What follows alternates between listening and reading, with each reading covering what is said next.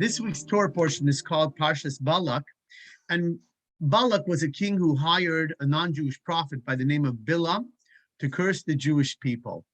And the Jewish people were camped at a time in a part of the desert that was called Shittim, and it was in the general vicinity of a place called Moab.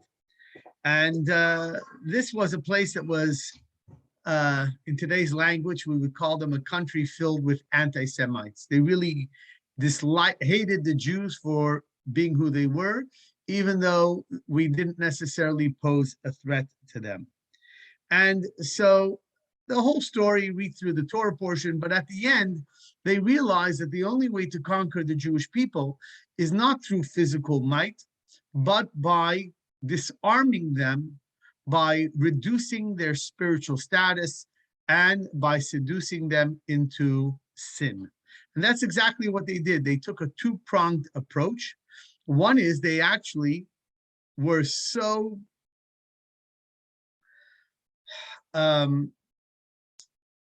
willing to demean themselves just to overcome the Jewish people that they offered their own daughters to seduce the Jewish people and to get the Jewish people to engage in this forbidden behavior with the daughters of Moab. Once that happened and the Jewish people were succumbing to their advances, they told them that before you are able to engage with us, we need you to worship an idol called Peor. And the way of the worship was a very unusual one. You actually, the word is escaping me now, you actually went to the washroom. That was the way of worshiping. So the Jews thought nothing of it. They said, "What? This is crazy," and so on and so forth. There is actually a whole Jewish mystical explanation why that could be a type of worship. So that's a discussion on its own. So Moshe began, God got angry, and Moshe began by order of God to execute the men that were guilty of this terrible behavior and of course, the worshiping of the idol. Now, it seems to be that the majority of the Jews that had succumbed to the daughters of Moab and were guilty and were being executed were from one particular tribe. In this case, it was the tribe of Shimon. Shimon seemed to was the tribe that basically fell prey to these advances and seduction of the women of Moab. So what happened was, there was a gentleman who was the head of the tribe of Shimon. In fact, the Talmud tells us that the tribe of Shimon went to their tribal leader. His name was Zimri. And they said to him, "Listen, they're executing our men. They're killing us. And what are you doing?" So what did he do? He gathered 24,000 people, went to Cosbi, the Midianite princess herself, and said to her, "Do my bidding," meaning, be with me. She said, "Listen, I'm a daughter of a king. My father instructed me only to give myself up to the leader of the Jews. If we're so successful at what we do, and the leader of the Jews himself will fall prey, that's when I'll give myself up for the cause." So he tells Zimri, says, "I'm a tribal prince. I'm a leader. In fact, I'm greater than Moses because I am the second son to my father, and he's only the third child to his father." Okay, whatever the Talmud means with that. He grabs her. In fact, the Talmud says he grabbed her by her mane of hair, brought her before Moses, and says, "Son of Avram," Moses' father was Amram, "is this woman permitted to me or not? If you say that she is forbidden to me, then why were you able to marry the daughter of Jethro of Yitro, who herself was a Midianite?" What's he referring to? If you remember the story that when Moses killed the Egyptian, he was ratted upon and was forced to leave Egypt, and he went to Midian. You know, if you look at the Torah, Moses was approximately in his early 20s or 21 when this story occurred. The next time we hear of Moses is by the burning bush. He's already almost 80. So what happened in those 60 years? The Medrash tells us. But the little part that we do know is that when Moshe took off from Egypt, he went to a place called Midian. The whole story of these women, Midian, Yisro had 7 daughters, and they had to go ahead and shepherd their father's sheep and try to get water, and they were being harassed because Yitro himself had fallen from favor from the Midianites because he was engaging in this idea of monotheism as well.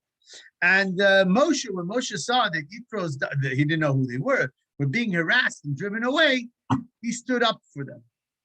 When they came back to their father, and he said, "How come you're here so early today?" He knew they were always pushed to be the last. He said, so they said to him, that there was this gentleman, an Egyptian man, they called him, because Moshe looked like Egyptian, and he saved us from the shepherds, and he drew water for us, and that's why we're able to come earlier. Now Yitzhak says, wow, you have a guy, a knight in shining armor, that's coming to save you, and where is he? You didn't bring him home. I've got 7 daughters. Are you Meshuggah? I need a son-in-law. Anyways, they go get him, and at the end, he offers his daughter Tzipporah as a wife to Moshe, and Moshe agrees. They have a child. The child's name is Gershom, like the word ger. I am a stranger in a foreign land. And this tells us that Moshe, and that's the story. That's the story. So when Zimri comes with this Midianite princess, he basically says, what are you going to say? That she's forbidden to me? You yourself married a Midianite woman. So Rashi, in this story that's related in the Talmud, is Tractate Sanhedrin, Rashi has something to say about this. What does Rashi say? That Moshe married Zipporah before the Torah was given. Before the Torah was given, you didn't have this idea that somebody had to be Jewish. And all the Jews themselves were not Jews. What were they? What were Jews before the giving of the Torah? A legal status. Their legal status was they were known as the Noahites. If you remember that when Noah survived the flood, God gave him one more commandment, since he then allowed him to eat of meat of animals. He said, but by the way, you need to be kind to animals. You need to be compassionate. So if you need them for food, it's one thing, but you cannot mistreat them. You must kill them in a compassionate way. So anyone that from the time of Noah, all were descendants of Noah, or his children, they became known as B'nai Noah, the children of Noah, which means that they were meant to abide by 7 Noahide laws. Do not kill, do not steal, do not commit idolatry, and so on. Have healthy family lives, be kind to animals, set up courts of judgment. And these were laws that everyone was meant to abide by, to keep a healthy and well-structured and peaceful community at large for the world, wherever people may be residing. So Rashi says that before the Torah was given, all Jews had the status of being children of Noah. By the way, there is a large movement today called B'nai Noach, which is a big push for non-Jews who want people to live by the 7 Noahide laws. And I've met quite a few. There are books written all about the laws of Noah, and they call themselves truly B'nai Noach, the children of Noah. What happened? They all entered the yoke of commandments. When the Jews finally did come to Mount Sinai, they entered, and we're going to discuss what this means. They entered to a yoke of commandments, and Zipporah at that moment was with all the other Jewish people, as well as, and this will become important words, as many converts from the mixed multitudes who joined them when they left. What does Rashi say?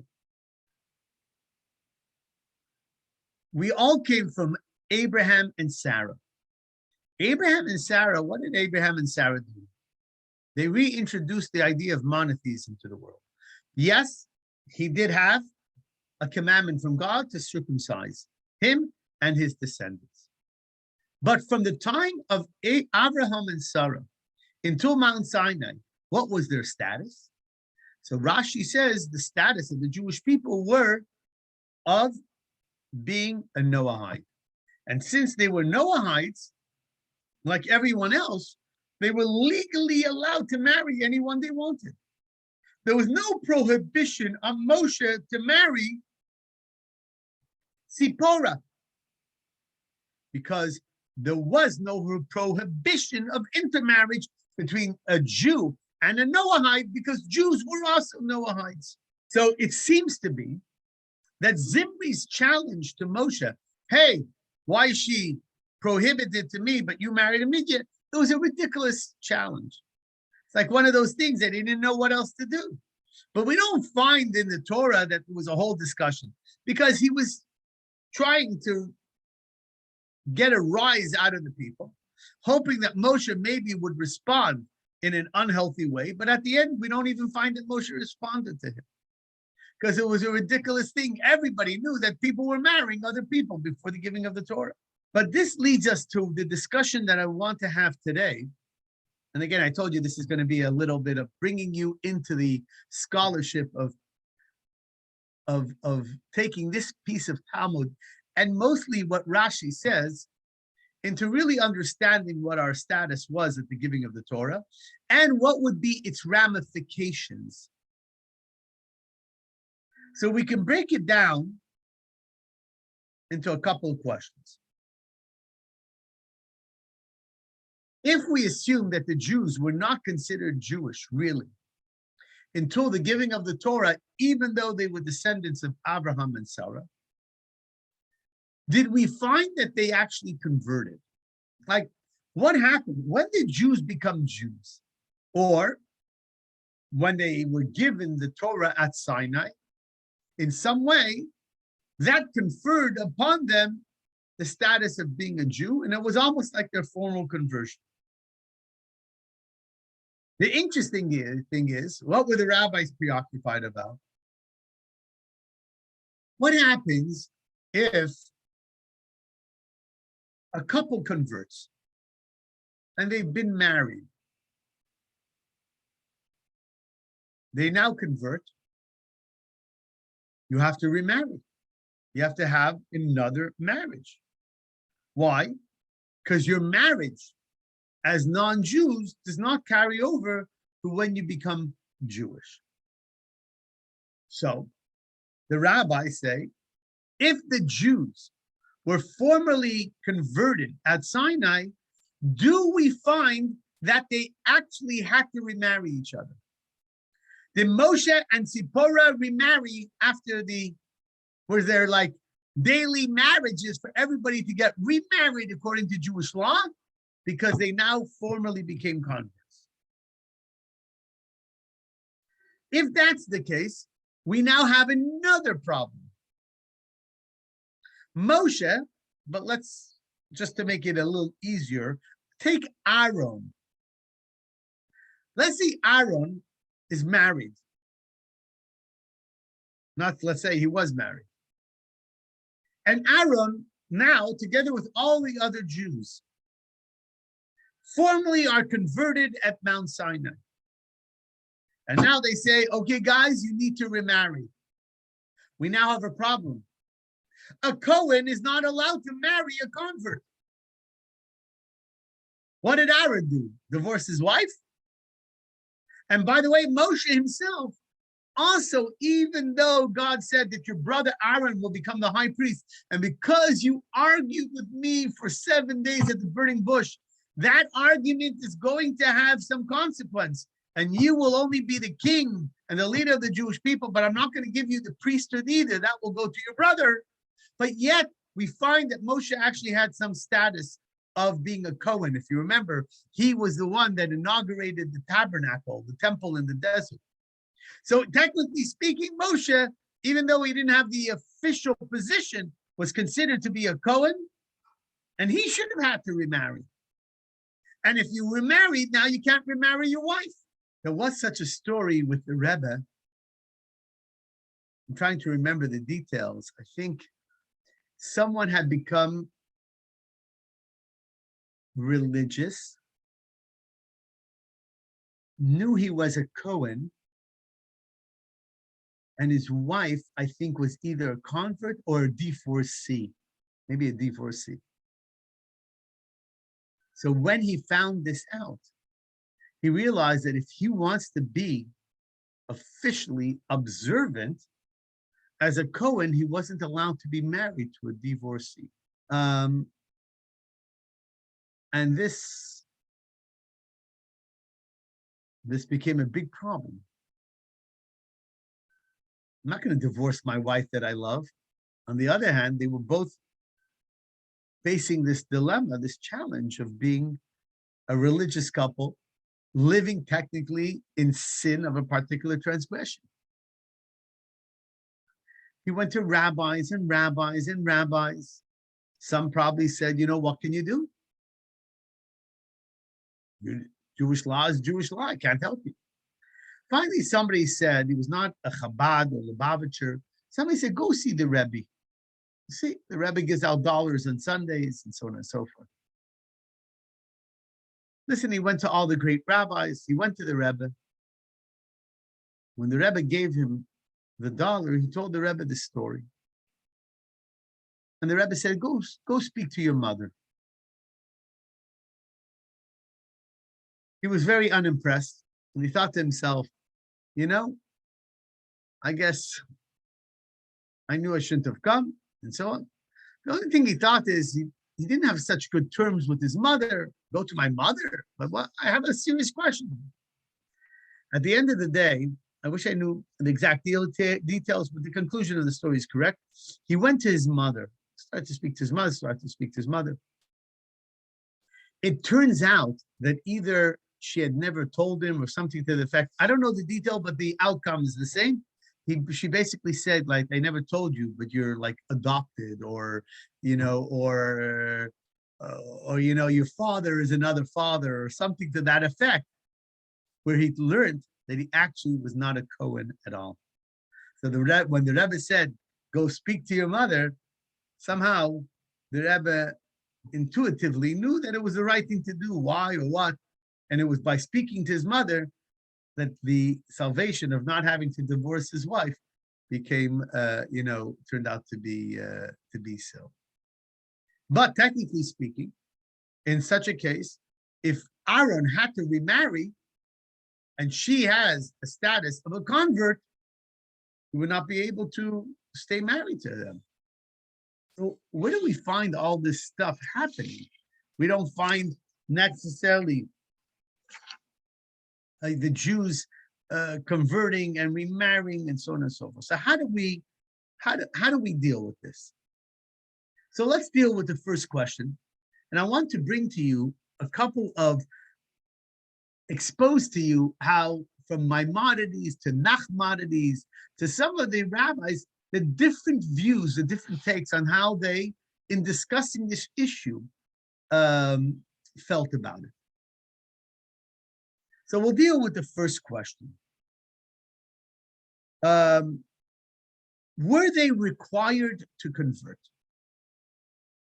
If we review the words of Rashi on this piece of Talmud, what is Rashi? To rephrase what we said before, Moshe married Zipporah before the Torah was given. When the Torah was given, all the Jews up to that point had a status of being Noahides, the children of Noah. They entered the yoke of the commandments. And Rashi says, Tzipora along with them. But then Rashi says something else interesting.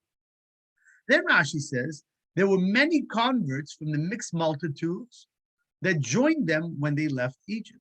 Now, if you probe the words of Rashi, you'll notice that Rashi never refers to the Jewish people as converts. The only time he uses the words convert is when he's discussing multitudes of nations that joined the Jewish people. So it would be fair to say that Rashi is making a distinction between the converts and the rest of the Jewish people. Let's start there. An interesting little notation. There was a rabbi who lived in the late 1100s, early 1200s. His name was Abulafia, Meir ben Todres Halevi Abulafia, and he was appointed to the rabbinical court at the young age of 30 in Toledo, and he wrote many, many scholarly works. He said that when the Torah was given, it came with a bunch of laws. And there was a law that you weren't allowed to intermarry without somebody converting. But then he says, the Torah only banned further intermarriages. But those that were married at the giving of the Torah were not forbidden to remain remarried. So he introduces this idea that henceforth, non-Jews would have to convert before marrying a Jew. But if you were married before the giving of the Torah, like if you married a Tzipora or whoever, you were grandfathered in, meaning that there was no need for the Jews to convert before receiving of the Torah. The whole law of conversion was only binding on those who wanted to become Jewish after the giving of the Torah. So according to Rabbi Abulafia, the Jews automatically transitioned into Judaism the moment they received the Torah. They automatically became Jewish. No process was necessary, and therefore everyone that was married just poof, got grandfathered in. No more questions. Another opinion was that Mount Sinai itself was a mass conversion. But let me rephrase that. Let me actually take that back. That Mount Sinai was not a mass conversion, not even automatically. But you're missing the point. We became Am Yisrael. We became a nation. Conversion means you join a nation. But when a nation is born, there's no need to join it. And so I think this is the opinion of Rabbi Yaakov Emden, that basically there was a birth of a nation. Everybody was born as a Jew at the giving of the Torah. Nachmanides, Rab Moshe ben Nachman, who also lived in the late 1100s, mostly in the 1200s, he wrote that the sages in France said that everyone had to convert because it was before the Torah was given and they were not Jewish. But the Ramban says, I do not agree. It is my opinion, from the time of Abraham, when they entered the covenant of circumcision, all his children afterwards were Jewish and distinct from all other nations. So we can go on and on and on and tell you that the rabbis actually argued Did the Jews have to convert? Were they Jewish from the time of Abraham? Were they in the status of a Noahide? Was it not a conversion? Was it simply a birth of a nation? Now, what is conversion, though? Conversion, obviously, is the acceptance of God. It's certainly the discarding of, God forbid, belief in other deities. But the Talmud clearly says that there is a three-pronged process in order to convert. One is that if you're a male, you have to circumcise yourself. If you're already circumcised, we do something where we draw some blood. If you're a man or a woman, you need tefillah, immersion in a mikveh.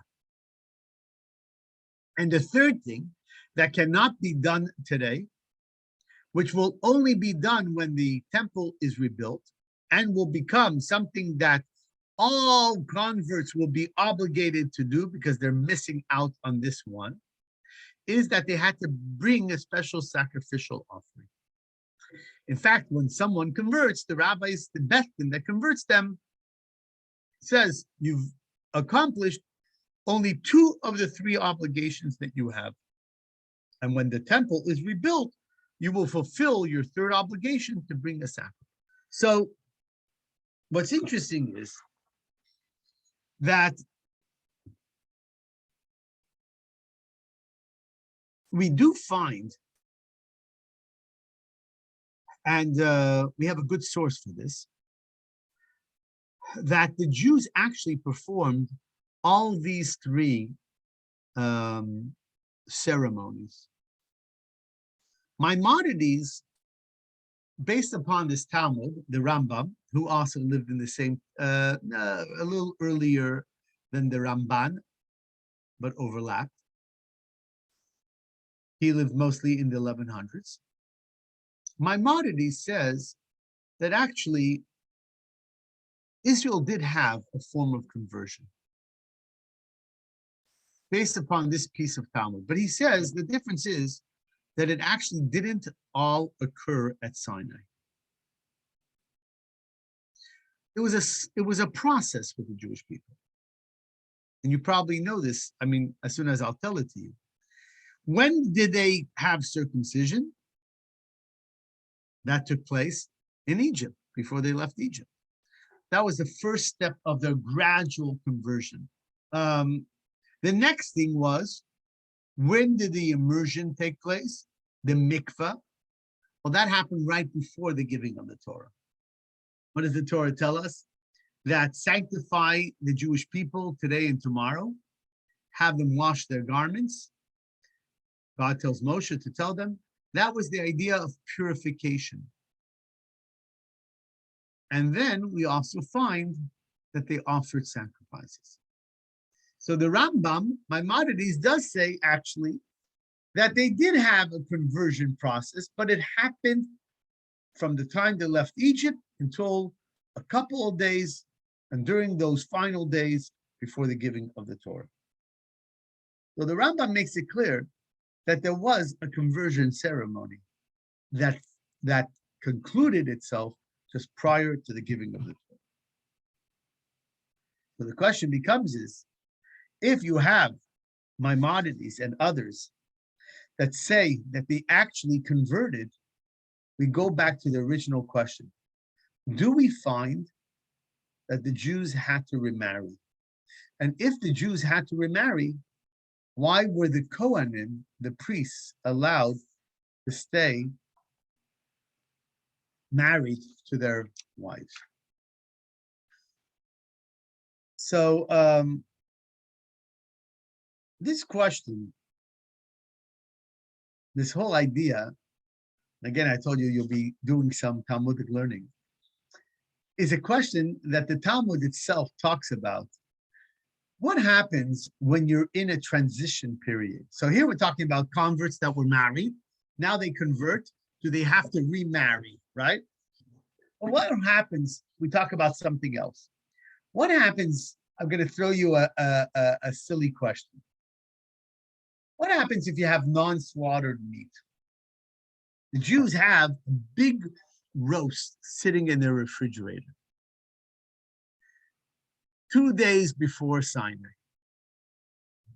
They now, according, let's say, to the opinion of the Rambam and others, there's a mass conversion. They get the Torah, and the Torah says, I'm sorry, you have to have slaughtered meat. Do we say that the non-slaughtered meat is grandfathered in and they can still eat it? You're probably thinking, Rabbi, of course not. You know, you find out that something's forbidden for you now, but let me give you another example. What happens if somebody has a case of those skin lesions that we call tzara'as after the Torah was given? The Torah is given, and he finds out, oy vey, I have to run to the Kohen. I have these strange spots on my hands. And the Kohen, if he would look at him, he says, you know, based upon what the Torah is describing, you have that. Now, this is a question that the Talmud dealt with.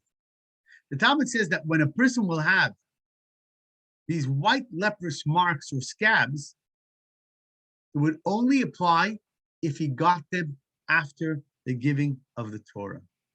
If they appeared after the laws of the giving of the Torah, then they could be applied to the laws of purity and impurity.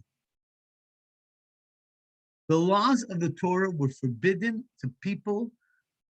The laws of the Torah that forbade certain things applied only from that point onward. But if you had some pre-existing condition that if you started that process right after the Torah was given, it certainly would have to have you quarantined and sent out of the camp, it doesn't apply. It doesn't carry over. Almost like this whole idea of being grandfathered in. So the question of the non-slaughtered meat is not such a silly question. Meaning that going forward, I have to have meat that's only kosher.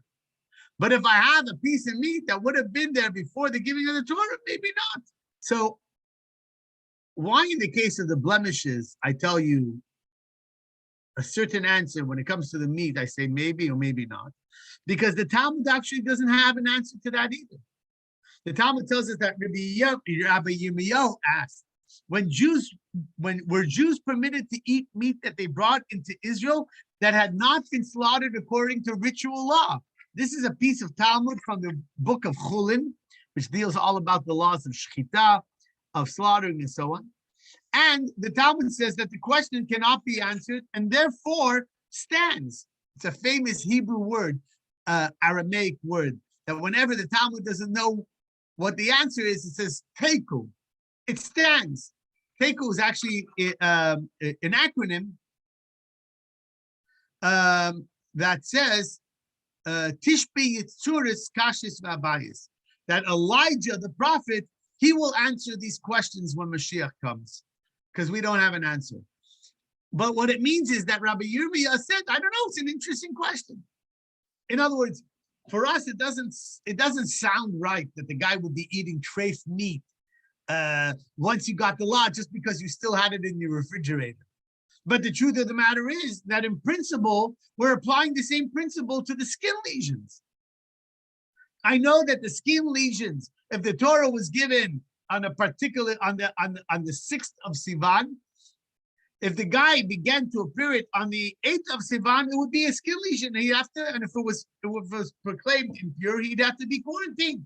I have this case, the same skin lesions that started on the 4th of Sivan, and it come. No, I'm grandfathered when skin lesions was just skin lesions. They weren't any of your stuff that applied to purity and impurity. So maybe when I have a piece of meat, it should be the same thing. So the Talmud says, I don't know. It doesn't make it doesn't seem to make sense, but it's a good question. Because in principle, we have such an idea that something is already still grandfathered from the past, that it's still, okay. So going back Were the marriages before the giving of the Torah grandfathered in or not? Again, we have no evidence that, that the halls were booked every single day for the next couple of months because people had to be remarried. So there's a very famous rabbi that the Rebbe had a very close relationship at a young age with. His name was Rabbi Yosef Rosen. He passed away just before the Second World War in 1936. And he was called the Rugged Shaver Gaon. Gaon means genius. And his works were both famed for their depth and, believe it or not, difficulty. In fact, there was a rabbi in Montreal who wrote a commentary on his books. He gave it to my father. My father bought it from him to give to us. So he said, I heard your father gave you a set of my commentary on the Tzafnas Paneach. I said, listen, I don't understand most of Tzafnas Paneach. How am I going to start reading your commentary on it? But it's very difficult stuff. But he had such a unique approach to answering these difficult questions by providing a third possible scenario. So the Tzafnas Paneach introduces this idea of not one status or a second status, but a quasi status. He writes that we're trying to figure out, like, were the Jewish nation born as a nation? Did they have to convert? What was their status from Abraham? So the Rugged Shaver says that the truth is you can't dismiss the descendants of Abraham and Sarah. We were descendants of the people that were the father and mother of the Jewish nation. So what were we? He says we were sort of like in an intermediate state. We weren't, he doesn't want to call us like everyone else, the sons of Noah, but we weren't certainly a Jewish nation yet. That happened at the giving of the Torah.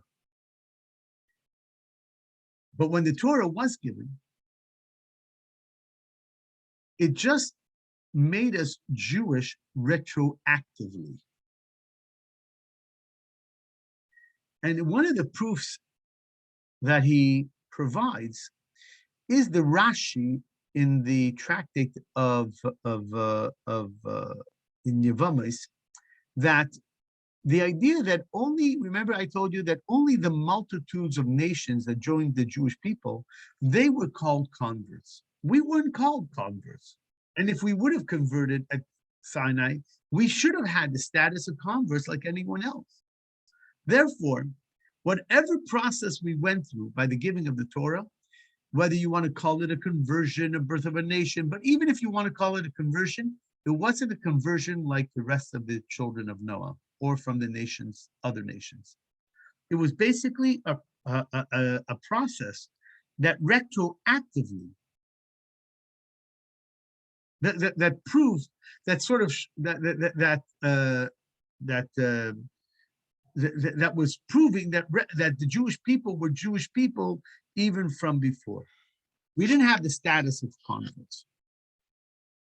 We just had to go through a process that basically, it's almost like, I guess I'm just thinking out loud now. If you have a green card, right, and you become a citizen, you were a resident alien before. So now you became a green card, now you're like a citizen. I don't know, again, it's not a perfect example, I guess, because you weren't exactly a citizen, but, or until you get your citizenship papers, or until you get your, once you get it, it's proving that you already took the test and so on, and you're ready. Again, not a perfect example. But somehow, when we went at Sinai, it just proved retroactively what we were from the times of Abraham and Sarah. In other words, our conversion, everybody else's conversion is a full conversion from a non-Jewish status to a Jewish status. Our conversion was from a quasi-Jewish state to a full Jewish state. And since it was already a quasi-state, our conversion was retroactive, and all we had to do was now we could be grandfathered in as Jewish people. So either you're fully not Jewish and you require conversion, or you weren't really Jewish, but you weren't Noahites either. Because when Abraham and Sarah started something and made you their descendants, they took you out of being the descendants of the Noahites. You became now descendants of Abraham and Sarah, quasi-Jews. And later, when we converted at Sinai, this conversion rendered us retroactively Jewish people from the get-go. And this is how the Rogatchover says that there was no need for them to remarry. Because once they went through the Mount Sinai experience, the giving of the Torah experience, it just reflected what they were before, and their marriages were all grandfathered in. And that's why we don't find that even though they were somewhat converted, they didn't have a need to remarry. And the Rogatchover extends this also to Moshe's wife. Moshe's wife was a Midianite. Why didn't she have to convert? How come the Talmud says that she was included with Moshe? What do you mean? She was a Midianite.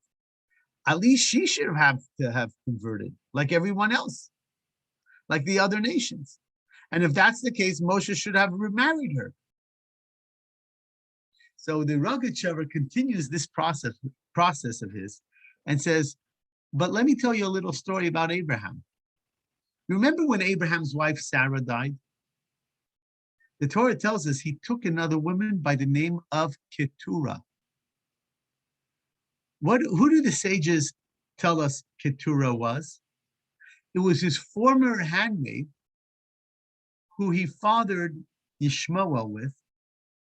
Her name was Hagar. And after Sarah died, he brought Keturah back into his life. And he fathered many children with her. And what was one of the children that he fathered with her? One of their names was Midian. So, what is Midian's status? Well, it depends. Clearly a descendant of Abraham as well. But what happens is like this. If you were part of Abraham's descendants, but as time went on and you became other nations that wanted nothing to do with the Jewish people, then that's okay. You didn't retain that status. Because if you weren't there present by the giving of the Torah, then you clearly displayed that you had no want or need to be part of Abraham's descendants. But what would happen if you were part of Abraham's descendants? What would happen if you were a Midianite? And you came along with the Jewish people. And you were part of accepting the Torah. Then you would not be like the multitudes of nations that had nothing to do with Abraham. The multitudes of nations were clearly Noahites who wanted to convert. But Zipporah's, Moshe's wife, was a Midianite, also a descendant of Abraham.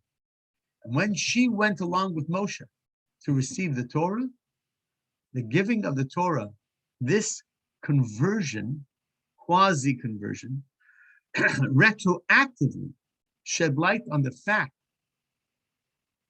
that her connection to Abraham was really the beginning of her Jewish status, and therefore retroactively she was grandfathered in just like Moshe was grandfathered in. Zipporah was not a true convert.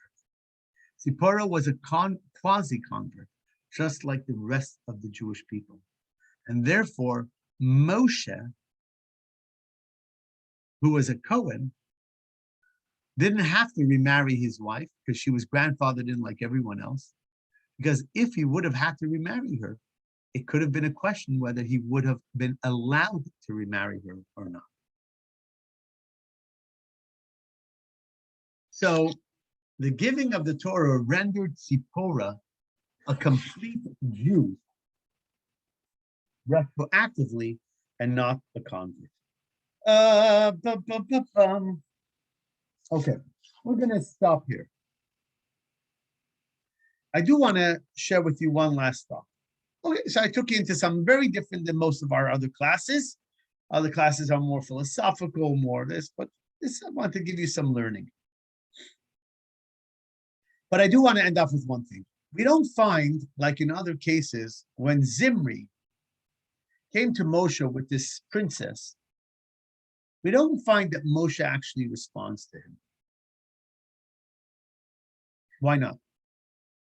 Moshe is called Rabbeinu, our teacher. Why didn't he go into a whole debate? And the answer is that sometimes there are questions that are sincere questions that need to be answered. And if they're not answered, they could possibly reflect the idea that you don't have an answer. And that could be detrimental. But sometimes no answer is better than an answer. Sometimes you know that they're coming from such a left field where their intentions are so wrong that there's no need to be engaged. You know, what do they say? You fight with a pig or something to that extent, you get dirty. Moshe had no need to engage with Zimri, because the Jews recognized that that all of them were in a different status, and Zipporah was quite clearly part of the Jewish nation, just like everyone else, and that he was just trying to be a rebel rouser, and so on. And the only response that turned out to be the good response was Pinchas, who did what he did and actually killed Cosby. And Pinchas himself became a Cohen because of that. Even though he was a grandchild to Aaron, he was whatever, it's a separate story. But he wasn't a Cohen.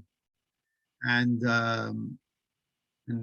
God gave him the priesthood, him and his descendants, because this terrible act of killing a fellow Jew actually brought peace into the community, because the killing stopped and peace was restored. Anyways, so if we have to take at least one lesson, you don't have to engage with everyone. Sometimes engagement is not always a good thing.